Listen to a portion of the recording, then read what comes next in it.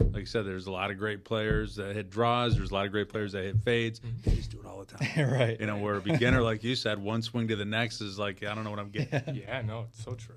Well, yeah, consistency. Right? I mean, the comment to me is, Consistency. and when I meant consistency for me too, wasn't like consistently hitting the ball in a spot. I wanted consistency in my swing. Right. Because if you don't have it, you can't even make quick adjustments on a golf course to fix something. Can't change anything. No, because you have no idea what it really was. If you can't get a plane or a path, it's like Right. you don't. And that's what he's worked on with me is like, hey man, we got your body right now. Now we're getting your path into a spot. We're getting all these things put together, and we've been 18 grinding, months, baby, 18 months grinding. now. Probably. Yeah, it's tough to fix something, right? When somebody's like, I hit it left, I hit it right. Yeah, right. When you don't have a pattern, it's tough No. to fix Yeah, something. 7 different ball flights and 6 Yeah. different swings. Yeah. Well, like you said, you can make an adjustment if you understand that consistency. If you get that part where you grind it out and you get to that feel that, hey, maybe I'm not hitting it quite right, or I'm hitting it a little bit more of a fade than normal today. Well, I can know with my path, I can strengthen my grip a little bit and fix it on a golf course, right? I can do that. So I completely understand when a high handicapper comes in and said, I want consistency. Well, you can't have it until you get a swing. You got to get something Some direction. consistent there. Yeah. Give you direction, and then it's on them to actually take that direction and go. What do you mean? You just go buy new clubs and buy all new clothes and new shoes, and it'll fix everything. I think one thing with consistency is when people go out to practice, they need to practice with a purpose. When they go to the range, hit balls, focus on something Yeah. instead of just pounding golf balls. Yeah. At the Sims, I see guys come in all the time to play. First thing they do is pull driver out of the bag. Hit driver. Work on your wedges, work on your irons. Just do something that you can focus on and get better at when you're practicing. We talked too about like golf balls. You go out there with a large bucket of golf balls and you smoke through them in 30 minutes. Yeah. You've got nothing. There's no purpose to that, right? Yeah, that's it. You got a little cardio workout in, and that's about it because you didn't really learn anything that day. Yeah, you've got to have those measurables, right? Because just hitting balls, like you can swing poorly and hit a good shot every now and then. It's, hitting down on it, measuring. I got to hit down on it to get the ball. It's something that you can measure and quantify. Not overreacting to a bad one too, right? I mean, work through the bad ones. If you feel you're doing the right motion and everything, keep working through it and start finding that ball doing that. And just know some days you're gonna have to grind it out. Sure. I mean, you just aren't gonna have it that day. I have a lot of those. So I've seen you two play. I know there ain't a whole lot. some levels are just a little different. Yeah, true. So kind of going off of that, we talked a little bit about, what you would do from a low to a high handicapper. I mean, what are some of your most used drills? Let's do it for a low handicapper and a high handicapper. I mean, like I'm big on posture, right? I think a lot of people that come out of that posture, whether it's on the back swing, the through swing, that early extension and stuff. So I've got like they're actually advertisement boxes, and I put them right behind their butt, and I say I want you to push that box back or maintain contact as you go through. And I use that one quite a bit as far as just getting people to stay in posture and not because when we're lifting and doing all these different things, talk about consistency. We're not hitting the same spot every time. Earlier when you were talking about the low point, a lot of times I'll get the marking paint. We all know, Chalk. they love it out there, right? When I'm marking, but can you measure? Can you hit the ground in front of that chalk line, the target side? Yep. I like 7 out of 10 times. It's a C. It's 70. It's barely passing. You can't do it. No. So, but it's measurable, and we're not hitting a golf ball. We're just doing that, and then it translates into all right. Now I'm hitting down on it. So that simple impact bag, things like that, to give you that forward-leaning shaft feeling. I like to, a lot of the beginners come in over the top. That's 90% of the lessons you deal with, guys swinging over the top and having a little bit of a cut or a slice. I like to have them get close to a wall or a flat area, kind of get their butt or back up against it a couple inches away, turn the club upside down and get the grip, or even use an alignment stick and get it behind you on the wall. Yeah, we've done, Deanno and I've done that. A lot of that. Drag that down the wall. Yes. All these students, their first movement's off the wall. You see them come off the wall, so that's a very good visual. You can feel it.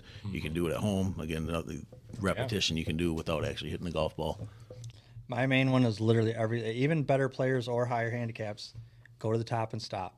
I have everybody stop at the top so I can put them in a position with their wrists and their club face, pretty good playing with their arms or whatever, and then from there, just pull them down nice and slow, either that or just swinging nice and slow from like 9 to 3. If you can't do it from 9 to 3 nice and slow, I tell them hit an 8-iron 50 yards and try to make the motion. and then they're banging at 140. I was like, they can't slow. If you can't do it slow and shorter, you're never going to be able to do it long and full speed. I always like it when you're at the top and you're like, all right, go, and then they kind of kickstart it. Oh yeah, Exactly. It's a momentum. Yeah. We all want momentum in our swing. Yeah, You I can't do jumpstart it. a You weird can't cheat motion. it from there. Yeah, just drop it. I want to funny. generate all that speed and power way back here. It's like Like Kyle said, I like that view. We do that all the time. I do it at your place too. Literally, so if you take an alignment stick, whatever, drag it against the screen or whatever it might be. But the first way they usually try to do it is they'll early extend to do it. I was like, no, stay in your posture, and you have to do it with your arm and your extra rotation and do it that way. It's so much different. That's amazing. A lot of students, and I think, I'm sure you've seen this. We'll draw a box on their hands and say, hey, a good player goes vertical for the first foot, and everybody's this way, right? You can't. Yep. And I'm like, just go down. Like, that can't be right. I'm like, yeah, now Right. turn. Yeah. Now you're down there. Turn. Right. Use your big muscle. the fight of my Deanno and I are life. Doing, so to where's the change. grinding? Yeah. We had them out We there. can send you a picture of me a few years ago when we were out. Oh, Well, so our next video we're gonna do, we just had him cup of water, taking water behind him instead of dumping it this way, dumping it that way. Yeah. So you just, go. yep, this is our video. Stay Well, tuned. it's funny. Like, yeah, you get Yeah. out here, and then you start doing weird things with your Yeah. hands. And Yep. oh, yeah.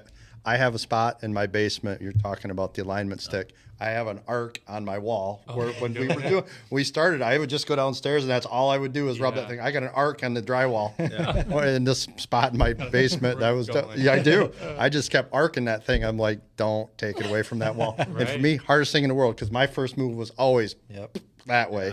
Always. It was horrific, but drywall training aid. I'm telling you, man, Game. my wife yells at me to this day about that damn thing. You're like, I'll repaint it. Don't worry, I can fix that. Yeah. So here's kind of something that we have discussed multiple times. Again, is how has instructing changed with all of the new technology? Two things that I see a lot of are a ton of students recording their swing, right? They show up, here's what I'm doing. But then they also are out there looking at a zillion different ways to fix it, but they still don't know, like, how do I change? And I can't help but think, a lot of times I'm prescribing, 20 minutes of drill, but you got to do it 5-6 days a week, right? Yep. You don't go to the gym one day a week and get healthy. You got to go out. And to do that, that's how you'll change. But the technology, and I don't know what all the stats are. I'm sure nobody's getting any better. The average score is probably pretty similar, even with the ball going further and bigger sweet spots. It's like a quarter stroke better in the last 40 years. Exactly. You still got to put in the work. You got to understand it. But for me, it's been people showing up with their phone. Here's what I got. They think they know what they need to fix, and then going from there. I think it kind of helps instructors, sending videos, being able to record them, doing voiceovers, sending them videos, just to refer back to when they get home, when they go out on the range the next time, they can look back at the drills, at what they're supposed to work on. That makes it easier as an instructor. What the student does with it when they get that information, that's up to them if they're going to put the work into practice. But at least you're giving them. I feel better, sending the videos with them, knowing that they can relate back to them later, down the road. Big fan of the video stuff. I think that's great. I do think some of this stuff, though, it's turning people into almost numbered, just hogs and robotic type of motions, and they're losing what real good players do better than most is they have feel, right? They can see 170 yards or see a target and hit the target, right? Yep. And I think when people just hit nothing but on TrackMan and they're worried about nothing but numbers, I do feel we lose that element of again, what we're trying to do, and that's just accomplish a goal, and that's hit a target. Yeah. I think the biggest change, obviously, when we're privileged enough to have a monitor, I think with numbers and data, but you're right, all you guys, the phone itself in general. I remember back in pro golf discount days for myself working on my own golf swing, the old $high digital camera, tripod, recording a swing, going home, firewire, you name it. This big old operation that took 45 minutes just to load a swing in. Now it's phone, bam. All the apps, there's so many different apps out there and cloud-based systems. It's just And ridiculous. that stuff is great. Yeah, it is. It really is. It's It just really- makes it so easy. And the phones now are, frame by frame with the club face. It's just ridiculous. And I always kid around that back when I was really cutting teeth in my game, trying to get better. If YouTube would have been such a popular thing back then, I would have been in trouble. I would have been in Studying trouble. everything, Yeah, exactly. Yeah. It would have been bad news.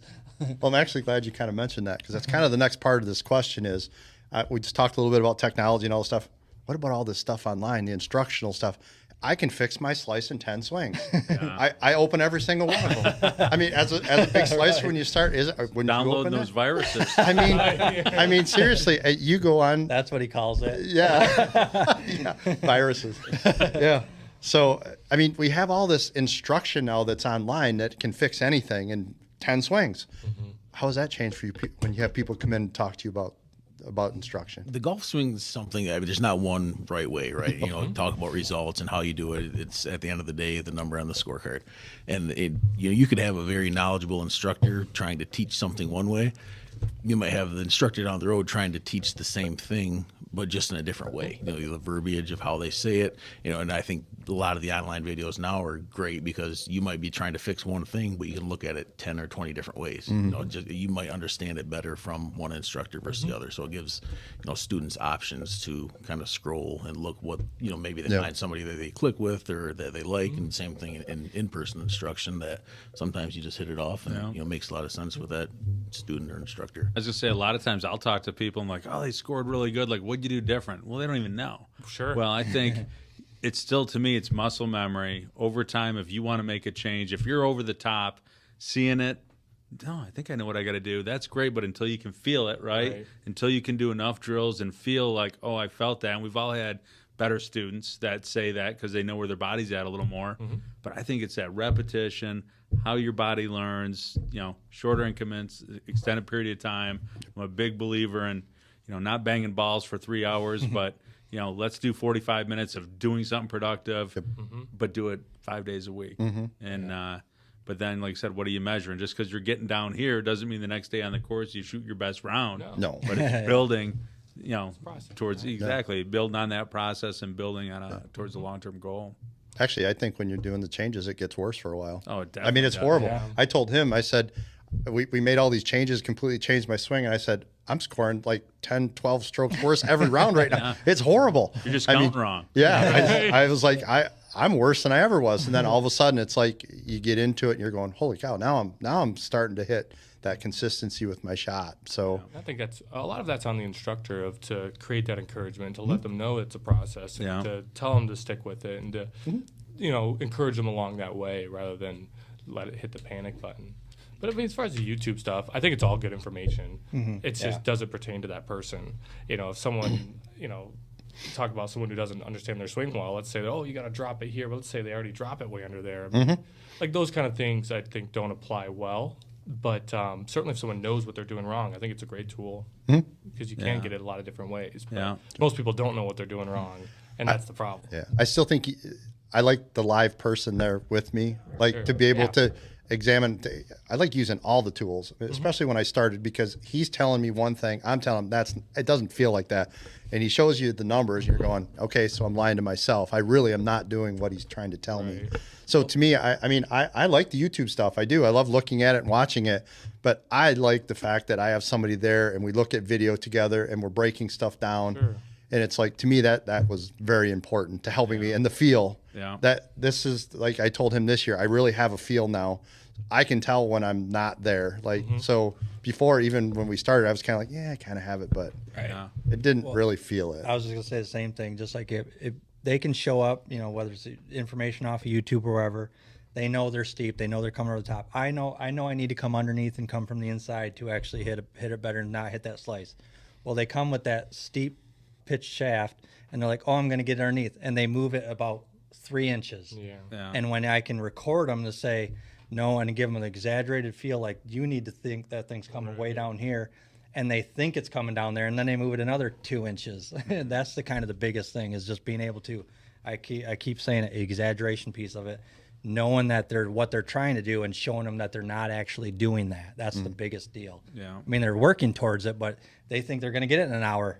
Nope, it's not going to come in an hour or a week or a month. Probably it might take 6 months. I think the thing 6 that months only. That's That's pretty good. great. That's really all right. You got a pretty gifted student. Exactly. I think one of the things too is when we talk about YouTube videos is distance, right? The misconception again is I can give you 10 yards in 10 swings. That to me was always one you kind of shake your head and going, that's a recipe for destruction. Yeah. It is. Yeah.